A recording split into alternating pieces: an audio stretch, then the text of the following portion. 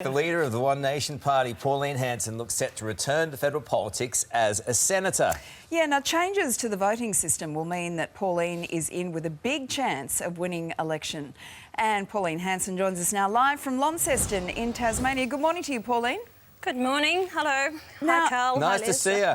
Thank you. The Courier Mail says this morning that you can do it. How confident are you? Look, quietly confident, Lisa, but I don't take it for now. It's not my seat in Oxley, so I've been out there working towards this. I've been working very hard this last year. I've travelled around the country and mostly through Queensland to gain the confidence of the people to give me another go. As we mentioned in the introduction, you're a strong champion. Can you beat Lazarus? Carl, it's not about trying to beat Glenn Lazarus. There's 12 seats up at this next election, 12 Senate seats. Now, most people in the state wouldn't even know who their 12 senators are. So I'm not going after Glenn Lazarus' seat. If Glenn has done his job, he'll get voted back in. But what about all the other senators? You know, who are they? What have they done? People never see or hear from them. You can't even get into their office. And, you know, those other seats are up, those other 11. Has Bill Shorten called you, Pauline? What for? Why would Bill Shorten phone me? To start to schmooze you. Yeah, because you could hold the balance of power here. Yeah. Lisa, let's get through the election first, and then we'll actually look at it then. I've said to everyone, you know, my job on the floor of Parliament is to work for the people. Let's bring accountability. Let's bring honesty. Let's get rid of the corruption. Let's see the wasted spending going by the government and give the people some hope in this country. Address the issues that are really concerning the people. And it's just not my seat in Queensland.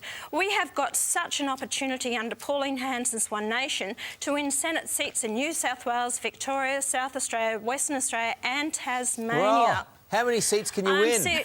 I'm serious about this. Yeah. I've travelled quite extensively and I've been out speaking to the grassroots Australians. They are so fed up with the major political parties. They're turning away from the Greens. They don't want to see another 50,000 refugees come into the country. You've dairy farmers, potato farmers I was talking to last night. They're devastated. They're on their knees. We have suicides going on. Our kids are on drugs, on ice. There are so many things happening.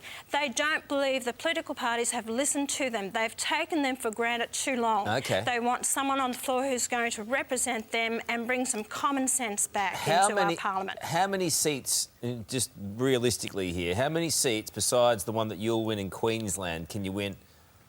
I'm saying that in every state that I'm standing Senate candidates, we have a great opportunity to win a seat in every state. Right. I'm not standing candidates in the ACT or the Northern Territory. I'm standing in excess of 30 candidates Australia-wide. So that's the biggest number outside the four major political parties. I've gone in, I've taken leadership of the party over. I've regenerated the party. It's a new branding. I'm in total control, and it's been a lot of work, but I'm telling you, Carl, the people are fed up. They're looking for change. Yeah. OK, well, what about you, Pauline? What do you think of Malcolm Turnbull and how he's performed as Prime Minister so far? I'm very disappointed in him, and I think a lot of people are also. They don't see Bill Shorten as the alternative. You know, Malcolm Turnbull has, you know, the debt that the Liberal Party have run up is higher in debt. We've paid over $13.5 billion in interest alone. The debt is going to increase. We need to pull back our spending, the waste of money, foreign aid that we give away, even government departments, what bureaucrats are paid. Everything needs a clean brush through it. Even the politicians, their lurks, their perks, their wages, it needs a brush going through the whole lot.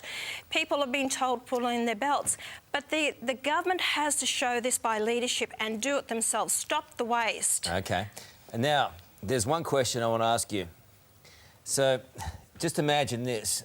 You're in the Senate, you win your seat, and you're sitting opposite Jackie Lambie in that Senate. Now, is the room big enough for you two ladies?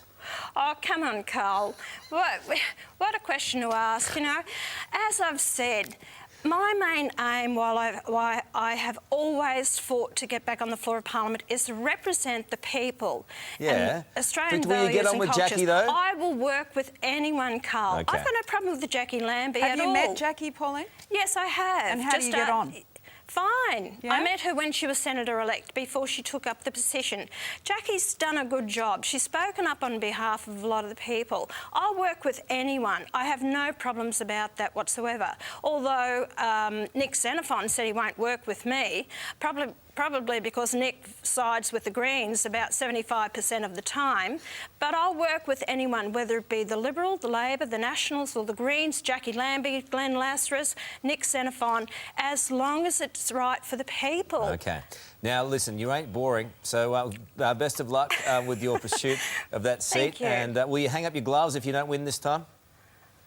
Who, me? Listen, hey, listen, there's always, you know, the whole country, right across the board, people are fed up with the state governments. There's a lot of work to be done. Oh, fighting words. Oh, too right. All right, Thanks, Pauline. Have Good to to talk leave us to you. here. Thanks, Cheers. guys. Thanks a lot.